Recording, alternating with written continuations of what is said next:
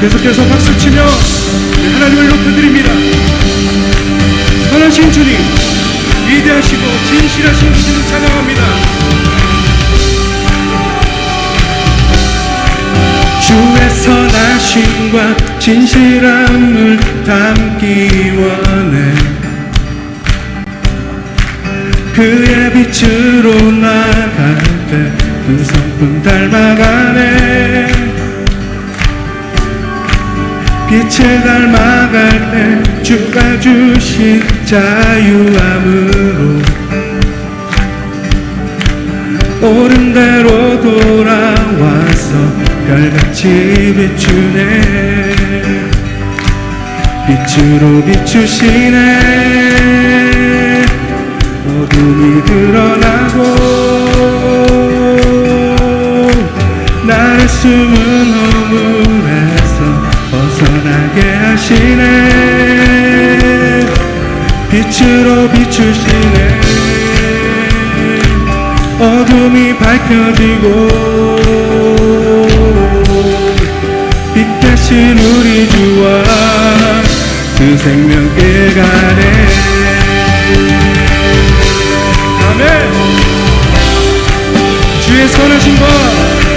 주의 선하심과 진실함을 담기 원해. 그의 빛으로 나갈 때 그 성품 닮아가네. 빛을 닮아갈 때 주가 주신 자유함으로 옳은 대로 돌아와서 별같이 비추네. 빛으로 비추시네. 어둠이 드러나고 나를 숨은 허물에서 벗어나게 하시네. 빛으로 일어서네. 어둠이 밝혀지고 빛 대신 우리 주와 그 생명길 가네. 빛으로 비추시네. 어둠이 드러나고 나를 숨은 허물에서 벗어나게 하시네. 빛으로 일어서네. 어둠이 밝혀지고 빛 대신 우리 주와 그 생명길 가네.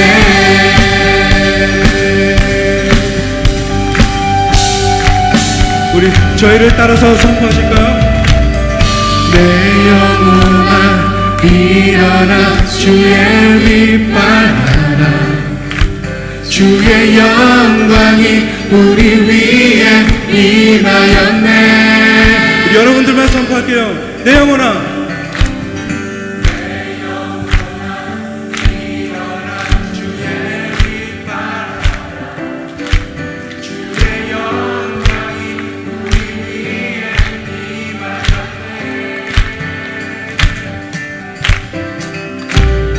내 영혼아 일어나 주의 빛 발하라. 주의 영광이. 여러분 소리에는 힘이 있습니다. 믿으십니까? 우리 아까보다 조금 더 큰 목소리로 선포할게요.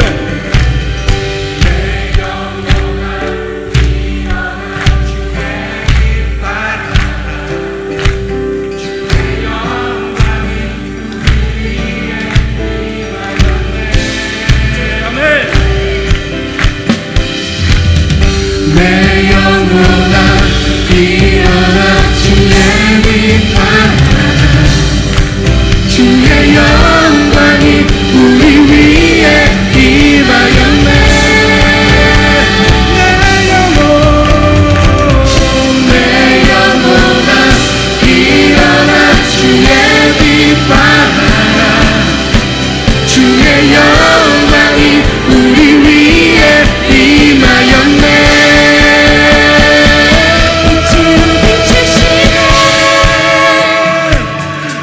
어둠이 드러나고 나를 숨은 어둠에서 벗어나게 하시네. 빛으로 일어서네. 어둠이 밝혀지고 빛 대신 우리 주와 그 생명길 가네. 빛으로 비추시네. 어둠이 드러나고 나를 숨은 어둠에서 벗어나게 하시네. 빛으로 일어서네. 어둠이 밝혀지고 빛 대신 우리 주와 그 생명길 가네.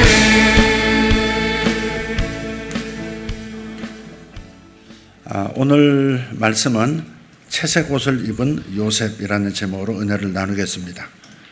창세기 37장 1절에서 4절입니다. 야곱이 가나안 땅 곧 그의 아버지가 거류하던 땅에 거주하였으니 야곱의 족보는 이러하니라. 요셉이 17세의 소년으로서 그의 형들과 함께 양을 칠 때에 그의 아버지의 아내들 비라와 실바의 아들들과 더불어 함께 있었더니 그가 그들의 잘못을 아버지에게 말하더라. 요셉은 노년에 얻은 아들이므로 이스라엘이 여러 아들들보다 그를 더 사랑하므로 그를 위하여 채색 옷을 지었더니 그의 형들이 아버지가 형들보다 그를 더 사랑함을 보고 그를 미워하여 그에게 편안하게 말할 수 없었더라. 아멘. 네. 제가 지난주 집회를 마치고 너무 무리를 해서 목이 이제 한번 내려앉았는데 그게 이제 빨리 회복이 지금 안 되고 있어서 오늘도 역시 좀 불편하게 들리실 수 있겠습니다. 지난 얘기입니다. 요셉 프로젝트 14년. 요셉이 애굽에서 겪었던 7년 풍년, 7년 흉년의 이 14년. 그래서 제가 이 명칭을 요셉 프로젝트 14년이라고 제가 그렇게 제목을 달았는데 이 성경에 나타난 요셉의 삶 속에 있었던 그 14년의 풍년과 흉년이 현재적으로 작동되기 시작했다라고 하는 현재적 상황화를 선포한 해가 2015년이었습니다. 7년 풍년은 2022년에 끝났고요. 곧바로 이어서 7년의 흉년은 2023년부터 그러니까 2029년까지가 됩니다. 그래서 이제 2024년 올해가 2024년이니까 이제 흉년이 본격적으로 드러나는 시즌이 다가왔다 하는 그 예언적 선포를 하면서 그래서 저는 다시 한번 이 요셉의 이야기를 새로운 관점에서 살펴보고 싶은 마음이 생겼습니다. 창세기에 기록된 요셉의 이야기는 본래 무엇을 위한 것이었을까 궁금해진 거예요. 이 오래된 이야기가 오늘날에도 우리에게 의미가 있는 것일까? 이에 대한 해답은 물론 각자 다를 수 있습니다.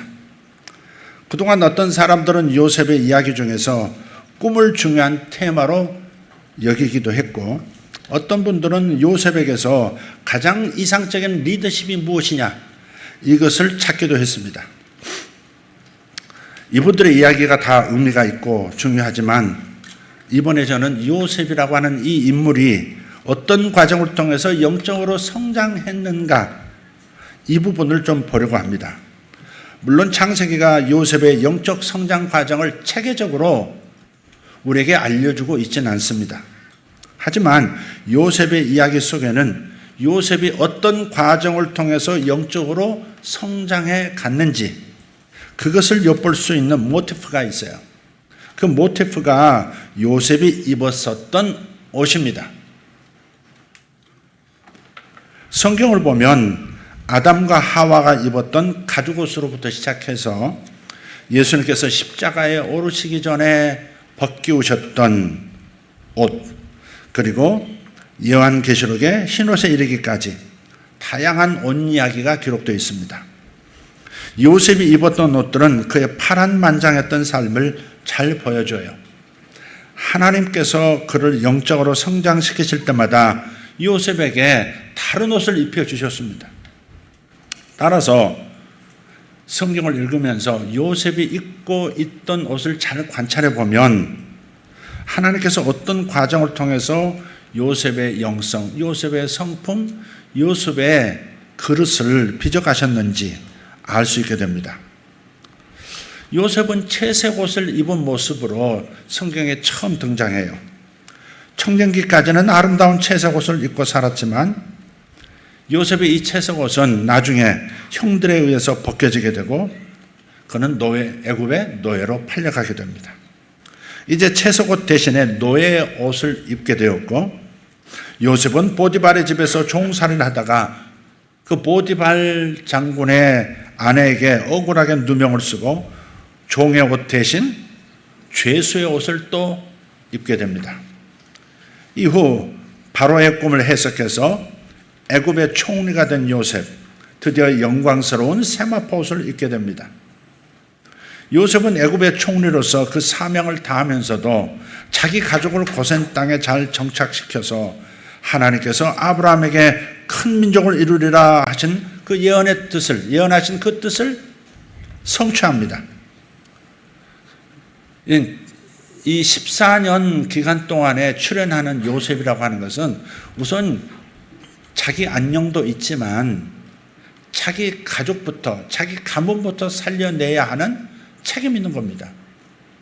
오래전에 얘기를 들었습니다마는 제가 구치소를 매달 드나들면서 어떤 달은 2번씩도 드나들면서 메시지도 전하고 기도도 해주고 했던 그런 대그룹의 리더가 있습니다. 그분이 하나님의 축복을 받고 구치소에서 나오면서 맨 먼저 그가 했어야 하는 일은 자기 가족부터 챙기는 일이었는데 가족을 외면했죠. 그래서 그는 진정한 요셉이 아니었다라고 하는 사실을 제가 말씀을 드린 적이 있습니다. 기억하실 겁니다. 요셉은 총리로서 큰 나라를, 제국을 관리하는 일도 해냈지만 그 와중에도 자기 가족을 고센 땅에 안착시켜서 그곳에서 번성시키려고 하시는 하나님의 뜻을 이루어가는 진짜 요셉의 모습을 보여준 진짜 모델인 것이죠.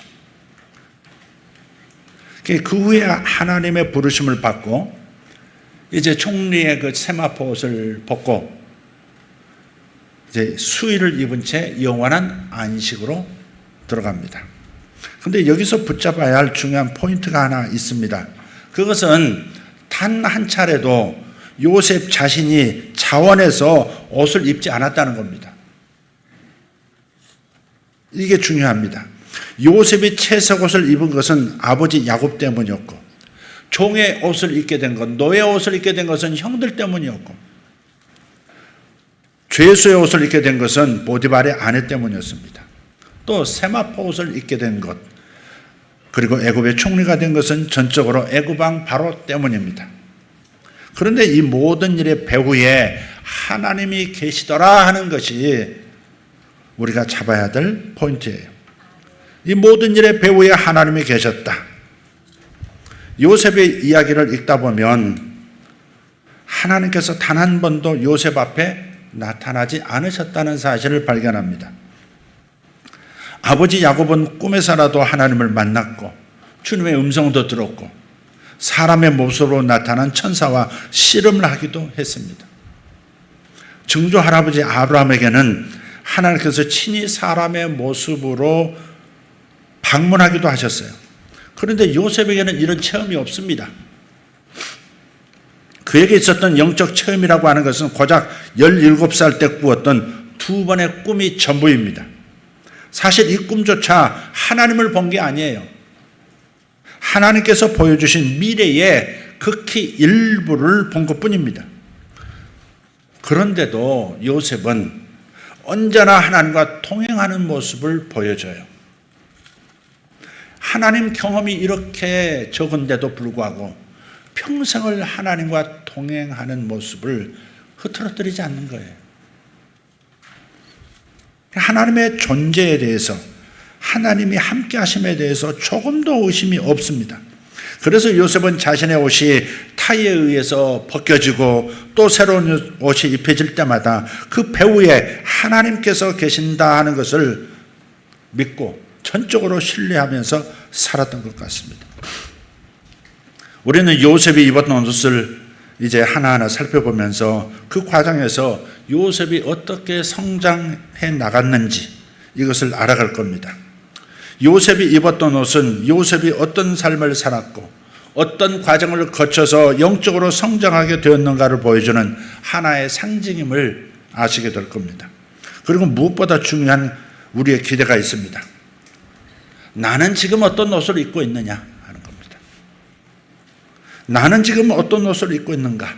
이거를 요셉의 옷들을 보면서 거울 삼아 나를 객관화해서 살펴볼 수 있는 그런 과정이 될 것이다 하는 기대입니다.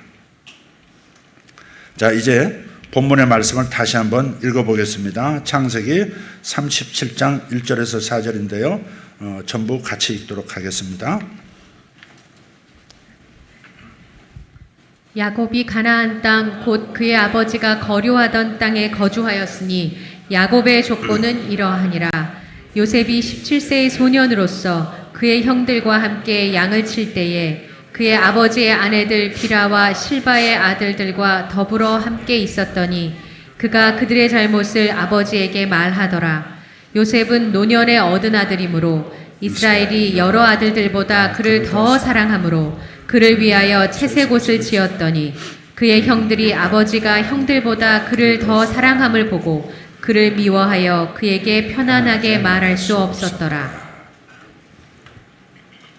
우리 이영근 집사님이 저 문혜란 대표님을 좀 일찍 만났으면 여기 동참했을 수도 있었는데 다시 제작하신다면 한번 좀 이렇게 쓰셔도 아주 잘하실 수 있습니다. 앵커 출신이니까. 지금 읽었던 이 본문의 말씀은 야곱이 이스라엘의 영적인 상속자라는 겁니다. 또 요셉도 야곱을 이어서 이스라엘의 계승자임을 밝혀주고 있어요. 야곱의 쌍둥이 형 에서는 세일산에 거했다. 이렇게 성경 창세기 36장에 말하고 있어요. 쌍둥이인데 형 에서는 세일산에 거주했다. 그런데 야곱은 가나안 땅 곧 그의 아버지가 거류하던 땅에 거주했다. 이렇게 비교하는 것을 볼 때 야곱이 이스라엘의 상속자, 영적인 상속자임이 이제 분명해진 것입니다. 뭐 어렸을 때 뺏기고 했던 그 얘기를 이제 다 지나서 실제 역사가 성경이 하나님께서 야곱이 이스라엘의 상속자야, 영적 상속자야 라고 하는 것이 그 면모가 드러난 대목이 여기라 하는 겁니다. 이어서 이 족보는 야곱에게서 요셉에게로 계보가 이어집니다. 2절에서 보면 야곱의 족보는 이러하니라 라고 하면서 요셉을 그 다음에 언급을 해요. 이것은 야곱의 장자권이 요셉에게로 이어졌음을 알리는 구약적인 표현입니다. 본래 야곱의 후계자는 요셉이 아닙니다. 장자인 르우벤이었죠. 하지만 르우벤은 아버지 야곱의 첩인 빌하하고 잘못된 관계를 맺었기 때문에 후계자가 될 수 없었습니다. 무엇이 잘못된 관계냐 자세히 말해줄 수 없냐 묻지 마시고 읽으시면 됩니다. 그렇다면 차남인 시몬에게 후계자의 지위가 내려가지 않고, 그러니까 르우벤 다음에 둘째가 시몬이에요. 근데 시몬에게 후계자의 지위가 내려가지 않고 건너뛰어서 11번째 아들인 요셉에게로 왜 넘어가게 되었을까? 그것은 요셉이 라헬이 낳은 첫 번째 아들이었기 때문입니다. 레아가 낳은 첫 번째 아들이면서 전체의 장자는 르우벤이었어요. 그러나 야곱에게는 아내가 둘이었고 첩이 또 둘이었어요. 족보 복잡하죠? 그러니까 배다른 형제들인 거죠, 전부. 그래서 요셉이 라헬을 통해서 낳은 첫 번째 아들인 거죠. 사실 야곱의 관점에서 자신의 첫 번째 아내는 레아가 아니라 라헬이었습니다. 만일 장인이 라반이죠. 라반이 혼인 첫날 밤에 장난을 쳐서 신부를 라헬에게서 레아로 바꾸지만 않았어도 첫 번째 부인은 당연히 레아가 아니라 라헬이었을 겁니다. 그리고 그가 출산한 아들이 장자가 됐을 거예요. 그런데 일이 잘못되다 보니까 라헬은 야곱의 둘째 분이 되었고 라헬이 낳은 첫 번째 아들 요셉은 11번째 아들이 되고 만 것이죠. 하지만 야곱이 사랑했던 여인은 오직 라헬뿐이었고 라헬이 야곱에게는 첫 번째 부인이었기 때문에 이런 관점에서 본다면 요셉은 마땅히 야곱의 장자인 것입니다. 요셉이 야곱을 계속하는 장자였다는 점은 야곱의 장례를 치를 때도 그대로 드러납니다. 이 히브리인들의 관습에 의하면 운명하는 아버지의 눈을 감겨드리는 책임은 장남에게 있어요. 근데 하나님은 그 책임이 요셉에게 있다는 것을 야곱에게 죽기 전에 일찌감치 말씀하셨습니다. 창세기 46장 4절입니다. 내가 너와 함께 애굽으로 내려가겠고 반드시 너를 인도하여 다시 올라올 것이며 요셉이 그의 손으로 내 눈을 감기리라 하셨더라. 아멘. 요셉을 다룬 이야기를 자세히 읽어보면요, 야곱 가정 안에 묘한 기류가 흐릅니다. 적대적인 전선이 형성되어 있다는 사실을 발견하게 돼요. 요셉은 아버지 야곱과 한편 먹고 요셉의 다른 형제들은 마치 아버지 야곱과 요셉의 적수인 것처럼 전선을 형성합니다. 이런 전선이 형성된 것은 요셉이 형들의 잘못을 야곱에게 고자질함으로써 시작됩니다. 2절을 보면, 본문 2절을 보면 그가 그들의 잘못을 아버지에게 말하더라 그랬어요. 언뜻 보면 마치 요셉이 아버지에게 형들의 죄나 잘못을 고자질해서 아버지 사랑을 독점하려고 했다 하는 같은 인상을 받습니다. 하지만 성경에 기록된 잘못에 해당하는 이 히브리 단어는 라라는 단어인데, 라는 악하다, 해롭다 그런 뜻도 있어요. 그런 의미도 있어요. 그러니까 잘못이라는 뜻도 있지만 악하다, 해롭다, 해를 끼친다 그런 뜻이 있어요. 그래서 요셉의 형들이 실제로 악했다 하는 것을 말해주고 있는 대목입니다. 요셉의 형들은 실제로 악했어요. 야곱의 맏아들 루벤은 야곱의 첩, 아버지의 첩 비라와 잘못된 관계를 맺었어요. 이럴 수는 없죠. 선이 있죠. 선이 있죠. 너뭉치 결코 넘어서는 안 되는 선이 있는 거죠. 근데 아버지의 여인을 어머니라고 부를 수 있는 그분과 잘못된 관계를 맺은 거예요. 또 야곱의 외동딸 디나가 세켐이라고 하는 그 마을에서 어려운 일을 당했는데, 그 시므온과 레위가 같은 배에서 태어난 오라비 시므온과 레위가 히위 족속을 속여서 전부 할례를 받게 합니다. 할례 받아야, 너희 부족 전체가 할례를 받아야, 포경 수술해야, 그래야 내 여동생하고 결혼할 수 있어. 이렇게 구조를 만든 거예요. 그래서 전부 할례를 했습니다. 며칠을 끙끙 앓고 꼼짝도 못하는 상태죠. 근데 칼을 가지고 마을에 몰래 잠입해서 그 부족의 모든 남자들을 다 죽이고 노략질합니다. 심지어 가축의 뒷다리 힘줄을 다 끊어버립니다.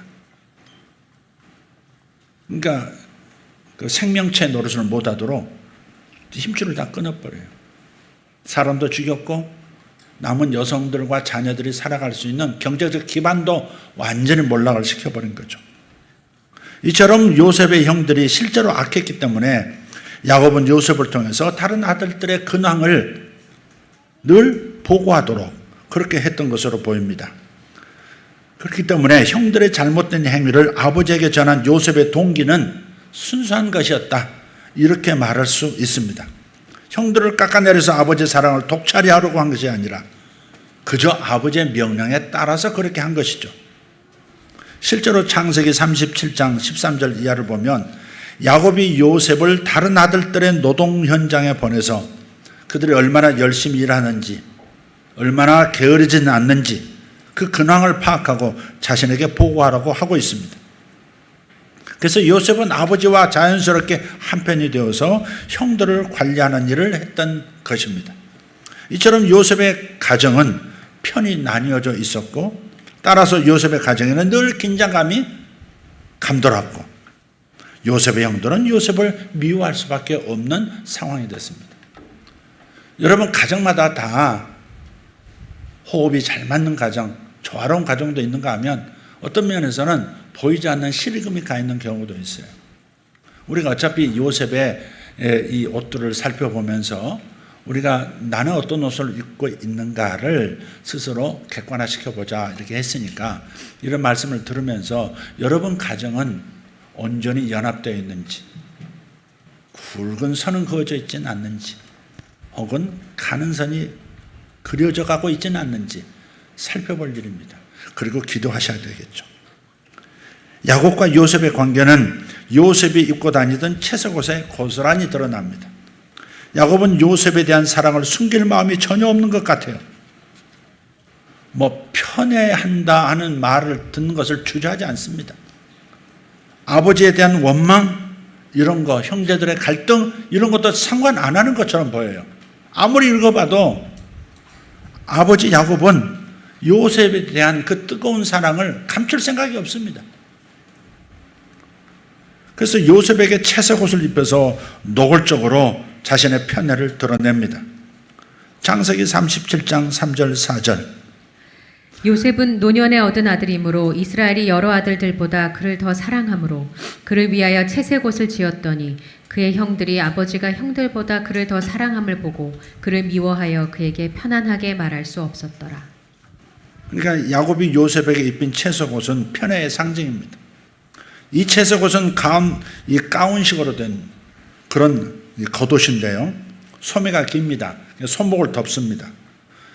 길이가 길어서 또 아래로는 발목까지 닿는 옷입니다.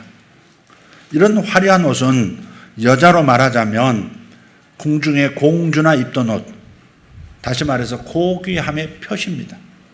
사무엘하서 13장 18절을 보면 다윗 왕의 딸 다말이 채색옷을 입었더라라고 기록해요. 다말이 채색옷을 입었더라. 그냥 공주나 되는 고귀한 신분을 가진 사람들이 입는 옷, 그게 바로 채색옷이었던 거죠. 형들은 노동복을 입고 양떼를 치고 있는데 요셉은 장신구가 달린 멋지고 화려한 옷을 입고 다닙니다. 그래서 이 채색옷은 결국 불화의 씨앗이 됩니다. 형들은 모두 양을 치면서 가족의 일에 보탬이 되고 있었던 그 모습인데 요셉은 힘든 일은 전혀 하지도 않고 채색옷을 입고 다니면서 아버지의 사랑을 독차지하고 있는 것으로 보입니다. 고대 사회에서 자식은 곧 노동력입니다. 노동력이에요. 그런데 11번째 아들인 요셉은 일은 하지 않고 왕자나 입을 법한 그 채색옷을 입고 다니면서 자신들의 잘못을 다 아버지에게 고발하니까 형들이 얼마나 요셉을 미워했겠습니까? 그런데 문제는 이 채색옷은 비단 형들에게만 악영향을 끼친 것이 아니고요. 이 이야기의 주인공인 요셉, 그 자신에게도 좋지 않은 영향을 미쳤습니다. 생각해 보세요. 채색옷을 입고 다니면서 자기 자신에 대해서 어떤 생각을 하겠습니까? 옷이 사람을 보여준다고, 자리가 사람을 보여준다는 말도 있고요. 옷이 사람을 보여준다는 말도 있어요. 어떤 생각을 했겠어요? 자신을 아주 특별한 사람으로 인식하지 않았겠습니까? 늘 노동복을 입고 양을 치는 형들보다 자신을 좀 더 특별하게 생각했을 여지가 충분합니다. 나는 목동인 형들과 달라. 나는 특별한 존재야. 자신도 모르게 자신의 내면에는 채색 옷으로부터 싹튼 특권의식이 형성되기 시작했을 겁니다. 저희 가정도 좀 그런 면이 제가 어렸을 때 있었어요. 아버지가 지금 이제 커서 이렇게 객관적으로 보면 건강한 자식 사랑은 아니었다가 솔직한 고백입니다. 근데 아버지가 그래서 정이 많으신 분이었다. 이렇게 표현을 할게요. 정말 장남인 저에게 지극정성이었습니다. 정이 아주 그냥 그분의 표현 중에 이런 게 있어요. 아들이 싼 똥도 먹겠더라. 그런 표현을 제가 어렸을 때 다른 어른에게 하시는 말을 제가 들었어요. 그게 지금도 기억이 나요. 큰아들을 낳았는데 똥도 먹을 수 있겠더라. 더러우세요? 사랑이 느껴지세요? 저는 사랑으로 느껴지더라고요. 그렇게 정이 깊으신 분이었어요. 그래서 제가 이제 돌도 이제 뭐 거의 지나지 않는 상태에서 어머니 품에서 저를 뺏어가지고요. 운전을 하셨던 분인데 그 옛날 그 버스를 보면 이렇게 엔진이 앞쪽에 있어요. 자동차 앞쪽에 있어요. 그러다 보니 엔진을 덮는 덮개가 자동차 내부에 널찍한 공간으로 이렇게 자리 잡아요. 엔진에 열이 나오죠. 거기가 따뜻한 곳이에요. 거기에다 담요를 여러 장 깔고 뒤로 옆으로 쓰러지지 않도록 다른 무엇으로 괴고 저를 그 자리에 앉히고요. 매일 운전을 다니신 거예요. 저는 매일 나도 모르게 매일 버스를 타고 하여간 전국을 누볐던 사람입니다. 도를 전후에서부터. 그러면서 왜 그랬느냐. 손님들이 타시면 내 아들입니다. 근데 어린 나도 그게 기억이 난다니까요. 내 아들입니다. 그러면 손님들이 귀엽다 이 자식. 어린데 뭐 이러면서 이제 해주지 않겠어요? 저도 기분이 좋았을 것 같아요. 저를 그렇게 사랑하셨던 거예요. 사랑은 머지않아서 깨졌죠. 중학교 들어갈 때 아버지가 원하는 중학교를 들어가지 못하는 천재가 아니라 우수한 학생이 아니라 둔재였다는 사실이 밝혀지면서 그때부터 아버지의 그 쏟아지는 사랑은 끝이 났습니다. 그걸로 끝이었습니다. 그 이후로 그런 정도의 사랑을 받아본 적이 없는 것 같아요. 그러나 속에 있는 아버지로서의 그 사랑은 변하지 않았다는 것을 커서 제가 좀 알았죠. 어쨌든 아버지는 그런 분이셨고요. 제가 어떻게 자랐겠어요? 나는 특별한 존재야. 자동차 본네트에 앉아가지고 나는 특별한 존재야. 그러지 않았을까 싶어요.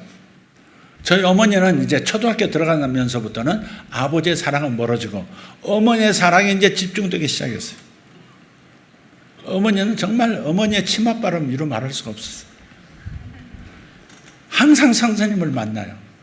선생님을 만날 때마다 은밀하게 이렇게 주먹진 손이 선생님의 주머니에 들어간다든지 인사하는 손에 이렇게 들어갔다 나오는 걸 봤어요. 볼 때마다 슬쩍 보면 그때 당시 100원, 적으면 50원 이런 돈이 가는 거예요. 지금이야 100원짜리 동전 아무것도 아니지만 그때 50원, 100원은 큰 거였죠. 프린트 값이나 하세요. 이렇게 인쇄비나 하세요. 이러면서 항상 그러니까 아들을 위해서 로비하신 거죠. 그게.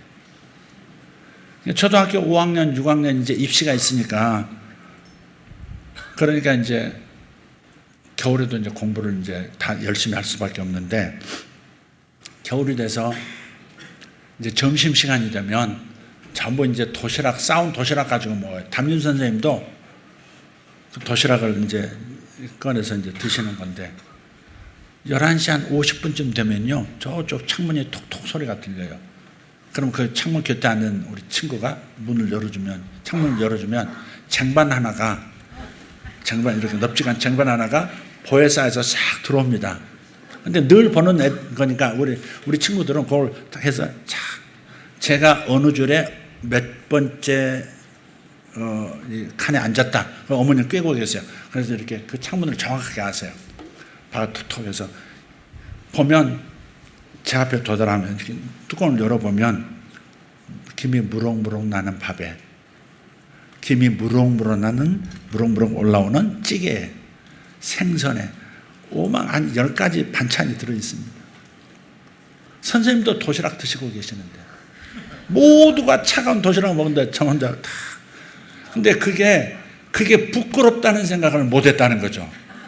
많이 망가진 거죠. 지금 이게. 굉장히 심각하게 문제가 생긴 거예요, 저한테. 아무렇지도 않게 먹습니다. 그걸. 그렇게 1, 2년을 대우를 받는. 그래서 제 안에 뭐가 형성이 됐을까? 그 후유증이 지금 가정에서도 드러나고 제 삶 전반적으로 나타나고 있습니다.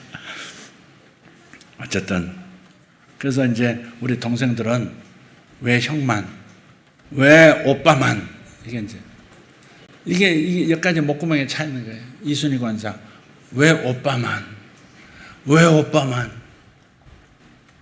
그걸 아무렇지 않게 생각하는 망가진 제 내면. 얼마 전에 중국에서 단 며칠 만에, 한 2, 3일, 4일 만에, 2, 3, 4일 만에 몇 억 뷰가 된 영상이 하나 있어요. 어떤 음식점인데 이렇게 간단하게 이렇게 만들어서 이렇게 손에 들고 다니면서도 먹을 수 있는 그런 음식인 것 같아요. 뭔지 몰라, 이름 모르겠어요. 유명한가 봐요, 그 집이. 줄을요, 그 식당을 여러 겹으로 줄을 섰고요. 그것도 모자라서 길 바깥으로 또 길게 줄을 선. 기다리면 3시간, 4시간 기다려야 하나 사 먹을 수 있는 그런 곳이 있더라고요. 근데 전부 겹겹이 줄을 서서 자기 차례를 기다리고 있습니다. 근데 갑자기 하나 아가씨가 모든 것을 다 뒤로 하고 맨 앞줄에 와가지고 턱하니 달라는 거예요. 돈을 내밀면서. 근데 뒷사람들이 가만히 있을 리가 없죠. 아가씨 줄 서세요. 줄이 안 보여요. 그러니까 뒤로 돌아서자마자 쌍욕을 하면서, 그 해석해 준 사람이 욕을 자세하게 해석은 안 하는데 하여간 욕 중에 욕이랍니다. 쌍욕을 하면서 누가 나에게 이래라 저래라. 그러니까 급기야 몇몇 사람들이 앞으로 나와서 따지는 거예요. 그런데 더 악을 쓰는 겁니다. 나중에 이런 말을 합니다. 나는 얼굴이 예쁜데 내가 왜 기다려야 하는 거야? 나는 기다릴 수 없어. 예쁜 사람은 기다리지 않는 거야. 이게 무슨 연출한 건 줄 알았어요, 처음에. 근데 그게 아니더라고요.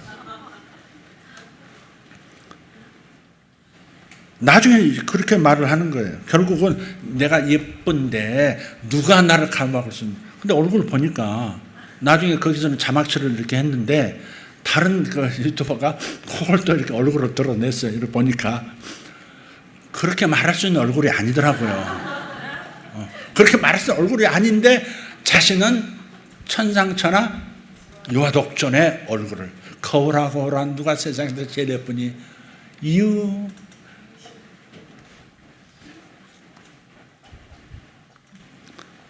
그래서 다들 웃어요. 웃으면서 뒤로 나오라고 막 소리칩니다.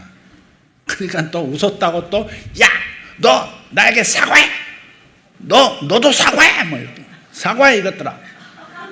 막 이러면서 거기서 막 고래고래 막 지치지도 않고 막 정말 환장 멘탈 같. 정말 그런 정신무장녀도 있더라고요. 중국에는 소황제들이 있다던데 소황후도 있는 것 같았어요. 저도 그럴 뻔했어요. 요셉은 자신을 채석옷과 동일시했을 거예요. 그래서 실제로 자신을 채석옷을 입을 만한 자격을 갖춘 사람으로, 나는 고귀한 사람이야, 본래부터 너희들과 달라, 이렇게 오해했을 가능성이 큽니다. 채석옷을 입고 다니면서 자신도 모르게 형들과 비교하면 그럼 우월식이 생겼을 것이고 그렇게 살아오는 거예요. 이런 의미에서 본다면 채석옷은 요셉 자신에게도 해를 끼친 것이 맞다 하는 겁니다. 물론 요셉이 채석옷을 입고 다니면서 형들에게 못되게 굴었다, 동네에서 손가락질 받았다, 그런 얘기는 성경에 없습니다. 요셉의 생애를 보면요, 이렇다 할 큰 죄나 잘못은 발견되지 않아요. 하지만 오랫동안 채석옷을 입고 다니면서 스스로를 특별한 지위와 권리를 가진 사람으로 생각했을 가능성이 큰 건 분명합니다. 자신을 승진시키는 거죠. 스스로 자신을 승진시키는 거예요. 따라서 채석옷은 비단 요셉의 형들에게만 악영향을 끼친 것이 아니라 요셉에게도 좋지 않은 영향을 끼쳤다. 이걸 참고로 해야 합니다. 그래서 하나님께서 형들을 통해서 요셉의 그 채색 옷을 벗기시는 이유가 바로 여기에 있는 겁니다. 한 사람이 영적으로 온전히 성장하려면 먼저 우선적으로 잘못된 자기 정체성에서 벗어나야 합니다. 하나님께서 요셉을 영적으로 온전히 성장시키기 위해서 가장 먼저 하신 일이 바로 채색 옷부터 벗기는 일이었어요. 하나님이 요셉의 채색 옷을 갈갈이 찢어 벗기셨습니다. 물론 형들이 한 거지만 배후에 하나님이 계셨어요. 자, 이제 마지막 얘기로 들어가 보겠습니다. 야곱이 요셉을 편애한 이유가 무엇이었을까요? 이것을 살펴보는 이유는 요셉의 내면을 좀 더 살펴보기 위해서입니다. 성경은 야곱이 요셉을 편애한 이유를 노년에 얻은 아들이므로 3절에 그렇게 기록하고 있어요. 노년에 얻은 아들은, 늙어서 얻은 아들은 특별할 수 있죠. 그러나 그것은 충분한 이유가 되지는 못합니다. 왜냐?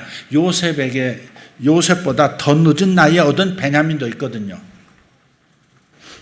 야곱이 요셉을 편애한 이유는 야곱이 라헬을 매우 사랑한 것과 밀접한 관계가 있다고 생각합니다.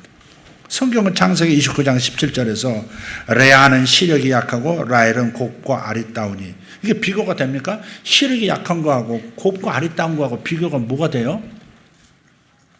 이게 히브리적 문화를 이제 언어 유희를 이해해야 될 텐데, 시력이 나쁘다는 전체적으로 상태가 안 좋다 그 말입니다. 곱고 아리따다. 근데 이쪽은 곱고 아리따지 못하다. 부엌대기 같다 그 말이에요 지금. 야곱은 라헬을 보자마자 첫눈에 반했습니다. 그래서 야곱은 라헬을 아내로 맞이하기 위해서 7년간을 무보수로 일합니다. 그 장인이 눈치가 빨라요. 둘째한테 마음이 있구나 저 새끼가. 그렇게 생각한 거예요. 그러면 등쳐 먹어야 되겠다. 계산이 벌써 나왔어요. 근데 야곱은요, 그걸 몰랐을까요? 그 꾀보가? 몰랐을 리 없어요. 그런데 야곱은 그 7년을 수일처럼 여겼다는 거예요. 7년이라는 기간이 내 사랑 라헬을 얻기 위한 수고의 기간이었기 때문에 하루하루가 너무 행복했다는 거예요. 7년을 수일처럼 여겼더라 그래요. 근데 혼인 첫날 밤에 장인의 농간으로 신부가 바뀐 거예요. 언니로 바뀐 거예요. 시력이 약한 레아로 바뀐 거예요. 그리고 사위에게 장인이 다시 제안합니다. 네가 무보수로 다시 7년을 일해주면 라헬도 주겠다. 이건 조삼모사도 아니고, 그만큼 야곱은요 라헬을 사랑했습니다. 근데 이 야곱의 이 이야기를 보면서요, 한편에 야 진짜 달콤한 사랑을 이 사람은 했구나. 한 여인을 이렇게까지 사랑할 수 있나. 14년을 그렇게 그 여인을 얻기 위해서 저렇게 자신을 던질 수가 있나. 그 이후 삶도, 또 한편에는 그 사랑을 보면서 또 그 사랑이 일찍 깨졌다는 것이 너무 가슴 아픈 거예요. 그리고 고향으로 돌아가는 길에 베냐민을 출산하는 과정에서 그 사랑했던 라헬이 목숨을 잃습니다. 길에서 죽어요. 이때부터 야곱은 요셉을 대놓고 편애하기 시작한 겁니다. 그 전까지 그러지 않았어요. 라헬이 죽으면서부터 대놓고 요셉을 편애합니다. 라헬을 많이 사랑했고 그 라헬이 낳은 장자가 요셉인 거예요. 그래서 야곱은 요셉에게 라헬을 투사한 것이죠. 심리학 용어인데 투사, 이건 무섭습니다. 이거 투사하는 거 이건 무섭습니다. 창세기 39장 6절을 보면 이렇게 말해요. 요셉은 용모가 빼어나고 아름다웠더라. 목소리가 이뻐야 되겠다. 다시 읽어주세요. 요셉은 용모가 빼어나고 아름다웠더라. 뒷부분을 왜 그렇게 다시. 요셉은 용모가 빼어나고 아름다웠더라. 질투하시는 거 아니죠? 갑자기 이상하게 읽으신 것 같아. 이때 요셉의 외모를 표현하고 있는 용모가 빼어나고 아름다웠다라고 하는 이 말은 라헬의 외모를 표시하는 것과 똑같습니다. 표현이. 요셉이 비록 아들이었지만 그의 어머니를 쏙 빼닮았던 거예요. 그래서 그 누구보다도 요셉을 특별히 사랑한 겁니다. 편의 소리를 듣는 것을 두려워하지 않습니다. 요셉은 라헬인 거예요. 자식에게 배우자가 투사가 되면 이렇게 될 수 있어요. 여자건 남자건 어머니건 아버지건 자식에게 사랑했던 사람이 투사되거나 반대로 시력이 약한 그 모습이 투사되면 못 말리는 상황이 돼요. 또 야곱이 요셉을 사랑했던 이유 중에 가장 중요한 게 있어요. 그건 요셉의 성품 때문입니다. 틀림없어요. 아버지들은 성품을 보면서 마음에 들어하고 마음에 들어하지 않고 그런 면이 어머니보다 더 짙습니다. 어머니는 내색 잘 안 하죠. 이 자식도 안고 저 자식도 안는 내색이 별로 없어요. 대부분 그래요. 유별난 분들이 있긴 있지만 남자들은 그 태가 나요. 아버지 이삭도 그랬거든요. 야곱의 아버지 이삭도 그랬거든요.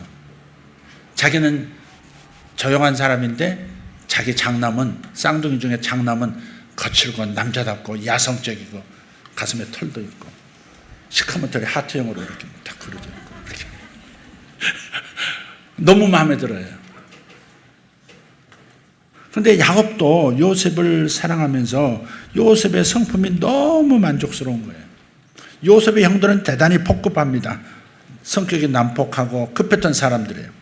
그래서 아까 말씀드렸던 고향으로 돌아오던 길에 히위족 속 전부를 멸절시킬 만큼 그들은 난폭한 사람들이었어요. 요셉의 형들이 이렇게 난폭하고 거칠었던 이유도 있습니다. 한 지붕 안에서 4명의 어머니들과 함께 13명의 배다른 자식들이 섞여 살았으니 어찌 건강한 성품으로만 자랄 수 있겠습니까? 그러니까 여자는 하나여야 합니다. 남자분들 옆에 와서 하나로 족하게 여기세요. 여기 김명범 전소장한테 크게 얘기해.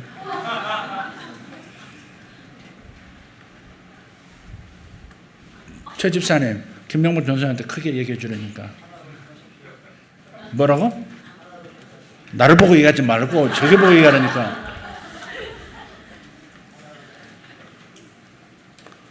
아니 그런 말을 했다고 그러더라고. 영웅호색이라. 농담을 한 말이겠지.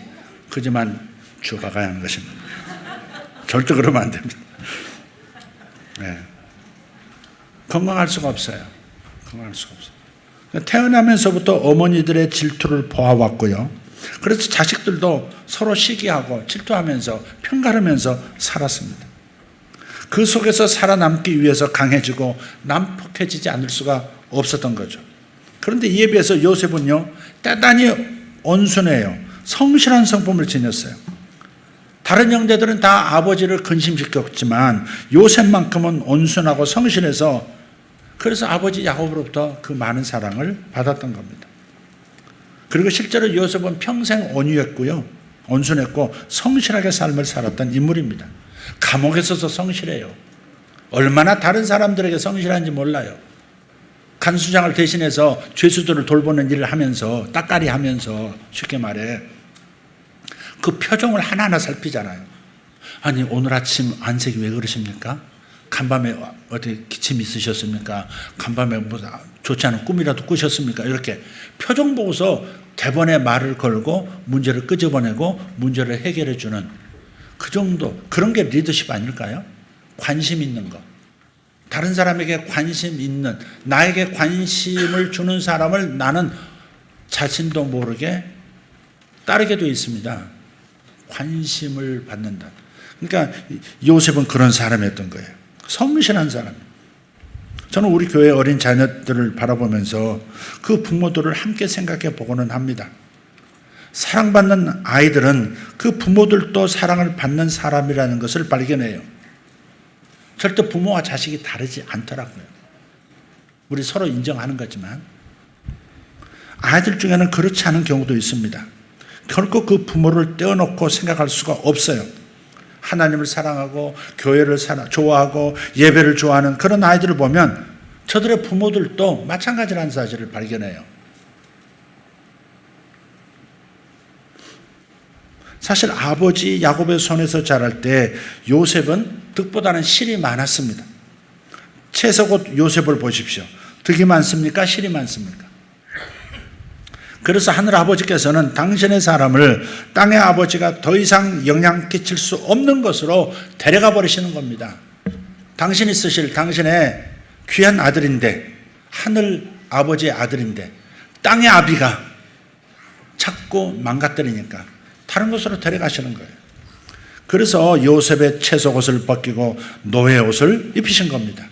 단 한 번도 요셉은 차원에서 스스로 옷을 입지 않았다 말씀드렸습니다. 요셉이 채색옷을 입은 것은 아버지 야곱 때문이었고, 종의 옷을 입은 것은 형들 때문이고, 죄수 옷을 입게 된 것은 보디발 아내 때문이고, 세마포를 입고 애굽 총리가 된 것은 전적으로 애굽왕 바로 때문이었다. 그런데 이 모든 일의 배후에 하나님이 계시더라. 우리의 인생도 동일한 줄 믿습니다. 여러분은 어떤 옷을 지금 입고 계시나요? 내면의 옷의 색깔이 뭔가요? 벗어야 할 채색옷입니까? 그렇다면 하나님께서 곧 벗기실 거예요. 곧 벗기실 거예요. 하지만 권합니다. 오히려 선제적으로 기도하시기를 권해요. 하나님, 저의 채색옷을 벗겨주십시오. 제가 겸손의 자리로 갈 수 있도록 도와주십시오. 제가 자기 황홀에 빠지고 자기 집중에 빠지지 않도록 저를 도와주십시오. 인생이 무너지는 것은 자기 집중 때문에 그런 거예요. 자기 집중, 자기를 사랑하고 자기에게 집중하기 때문에 그런 거예요. 그래서 주님께서 하나님을 더 사랑하라, 이웃을 사랑하라, 뭐 나눠주라 이렇게 말씀하시는 것은 자기 집중의 파괴성에서 벗어나게 하고자 함입니다. 그게. 블랙홀이 왜 생기는데요? 검은 시커먼 우주 안에 있는 무서운 구덩이, 블랙홀은 왜 생기는데요? 하나의 별이, 중력이 강한 별이 너무 중심에서 끌어당기는 힘이 강하니까 조금씩 무너지다가 그냥 그 별 자체가 소멸돼 버리잖아. 중력이라는 에너지는 남아있는데 물질은 사라져버리는, 그리고 빛조차도 그 근처를 지나면 확 끌려 들어가 버리고 흔적도 없이 사라져버리게 만드는 블랙홀. 자기 집중이라고 하는 것이 굉장히 무서운 거죠. 주님께서 뭘 하라고, 섬기라고, 드리라고, 사랑을 베풀려고 하시는 것은 우선 나를 사랑하시는 겁니다. 자기 집중, 자기 붕괴를 막으시려고 하는 하나님의 선하신 의도인 것을 믿으시기를 바랍니다. 아멘. 그래서 제 채색옷을 벗겨달라고 기도하셔야 되는 거예요. 제가 겸손한 사람의 자리로 갈 수 있도록 도와주십시오. 오만한 자의 자리에 앉아있는 모습으로 하나님 앞에 드러나지 않게 해주십시오 라고 기도하는 거예요. 이건요, 사람은 본래 죄성이라고 하는 것이 끝없이 흐르고 있어요.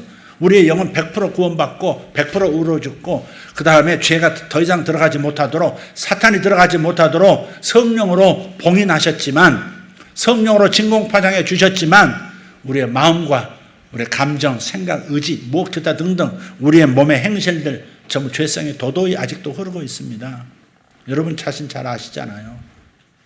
그렇기 때문에 우리가 조금 하나님의 축복을 받아서 잘 되어진다, 세마포 옷을 입었다 싶은 순간에 그때 조심해야 될 이유가 그래서 그런 거죠. 주님은요, 당신의 사랑하는 사람들을 그대로 놔두질 않으세요.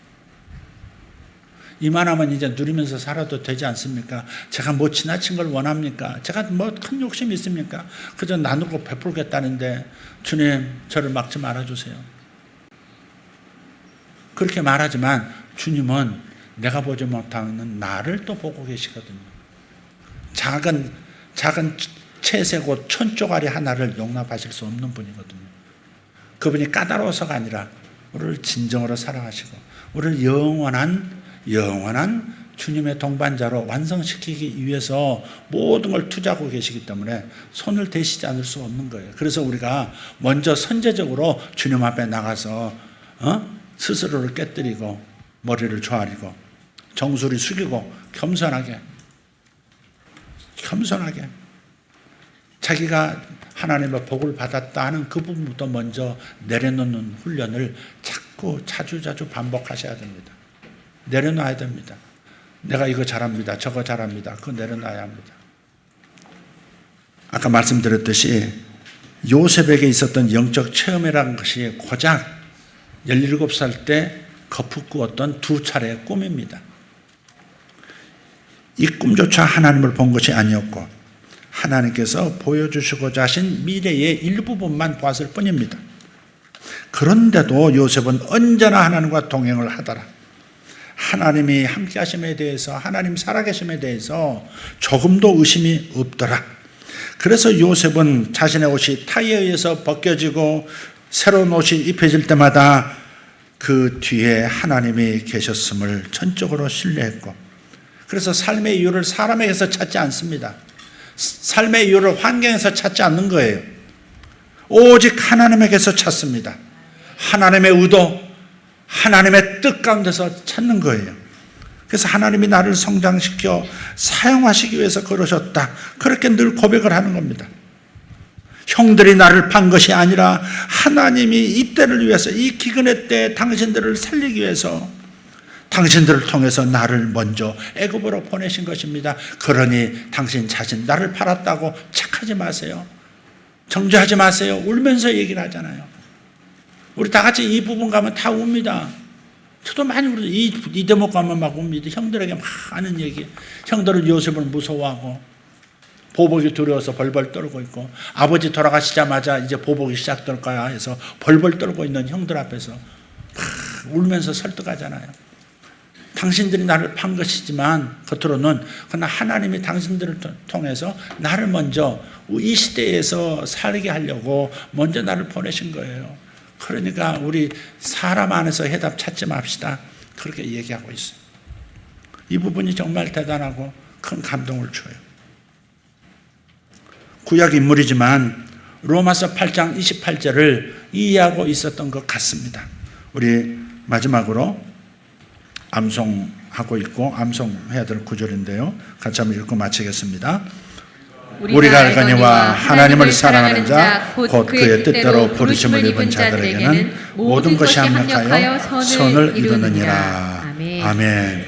혹시 여러분 중에 내가 구원받았나 구원받지 못했나 확신이 없거든, 이 구절을 보시면 돼요. 하나님을 사랑하는 자 그랬어요. 우리가 구원받았으면요, 당연히 하나님을 사랑하는 마음이 일어납니다. 누구나 그렇습니다. 물론 완벽하게 하나님을 사랑하고 있는가, 그에 대한 질문은 다 저마다 고개 숙일 거예요. 그러나 여러분, 한 번도 본 적도 없고 있음도 듣지 못했던 그 보이지 않는 그 하나님을 내가 사랑하게 됐다, 그건 당신 구원받은 겁니다. 하나님을, 보이지 않는 하나님을 있는 것처럼 여기고 사랑하게 되었다, 그것은 구원받은 겁니다. 그런데 이 구원받은 하나님을 사랑하는 자들에게는, 그 뜻대로 부르심을 입은 이 모든 사람들에게는 모든 것이 합력하여 선을 이룬다. 이게 요셉이 자기 인생을 통찰하면서 주님 앞에서 깨달은 계시의 공식입니다. 하나님을 사랑하는 자, 곧 그 뜻대로 부르심을 입은 사람들에게는 모든 상황들이, 모든 사람들이 다 합력해서 선을 이루시더라. 아멘. 할렐루야. 여러분, 혹시 채색 옷 입으신 분 다 벗기를 바랍니다. 여러분, 확실히 표시를 하고 다시는 채색 옷 입지 않겠다 그런 분은 지금 당장 옷을 런닝 빼고 전부 찢으시길 바랍니다. 여기서 막 찢는 소리가 나야 되는데 지금. 그래야 설교가 성공한 건데. 쥐익! 한번 흉내라도 한번 내봅시다. 쥐익! 쥐새끼 죽는 소리 같다. 자, 기도하겠습니다. 하나님 감사합니다. 채색 옷을 입은 요셉을 오늘 첫 번째 모습으로 우리가 살펴봤습니다. 하나님, 이 채색 옷이 어떻게 사람을 망가뜨리고, 어떻게 관계를 망가뜨리고, 어떻게 인생을 어려움에 빠뜨렸는지 우리는 밝히 보았습니다. 이제 우리가 채색 옷을 벗을 때가 되었습니다. 교만의 자리에서 내려올 때, 남모르는 오만한 태도에서 내려올 때가 되었습니다. 머리 똑똑해서 오만해졌고, 직장 좋아서 오만해졌고, 돈 잘 벌어서 오만해졌고, 좋은 남편 좋은 아내 만나서 오만해졌고, 똑똑한 자식 만나서 오만해졌고, 주일 하다 보니 또 오만해졌고, 이런 일 저런 일 경험하면서 오만해진 오만투성이가 우리입니다. 우리는 너덜너덜한 채색 옷을 입고 있는 불쌍한 존재들입니다. 주님, 우리를 온전하게 만들어 주시옵소서. 저의 채색 옷을 벗겨 주시옵소서. 그리고 섬기는 자리, 노예의 옷으로 다시 입어야 된다면 입도록 해 주십시오. 주님, 감사합니다. 주의 손에 우리 인생을 맡깁니다. 예수님의 이름으로 기도합니다. 아멘.